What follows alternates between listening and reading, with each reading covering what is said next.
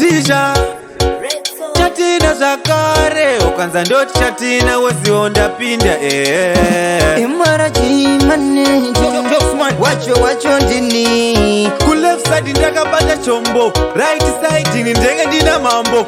Reva chacha vanondishungurudza, vanondishungurudza, avadi kundiona ndichifara, vanondishungurudza, vanondishungurudza, vanondishungurudza, avadi kundiona ndichifara, vanondishungurudza.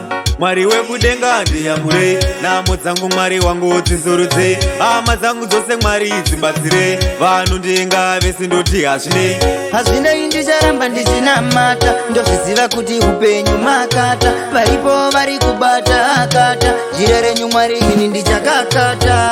Vanondishungurudza, vanondishungurudza, havadi kundiona ndichifara, vanondishungurudza, vanondishungurudza, vanondishungurudza, havadi kundiona ndichifara, vanondishungurudza. Ndatisunungura, sunungura, sunungura, Mwari vekudenga wanotungamira, tane kushandira nyama yangu Mwari Baba ite ndimboshandira umweya.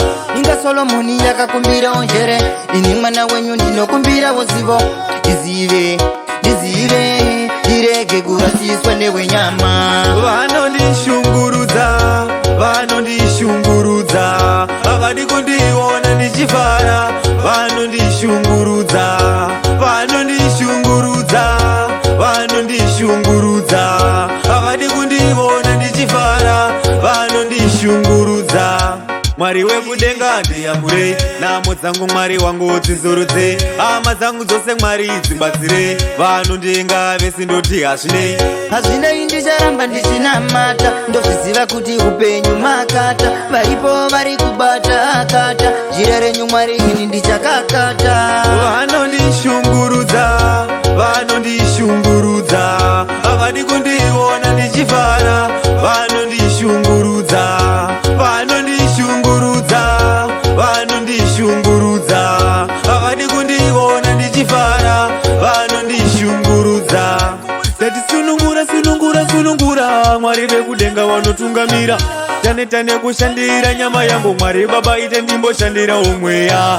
Inga Solomoni yakakumbira njere, ini mwana wenyu ndinokumbira zivo, ndizive ndirege kurasiswa newenyama.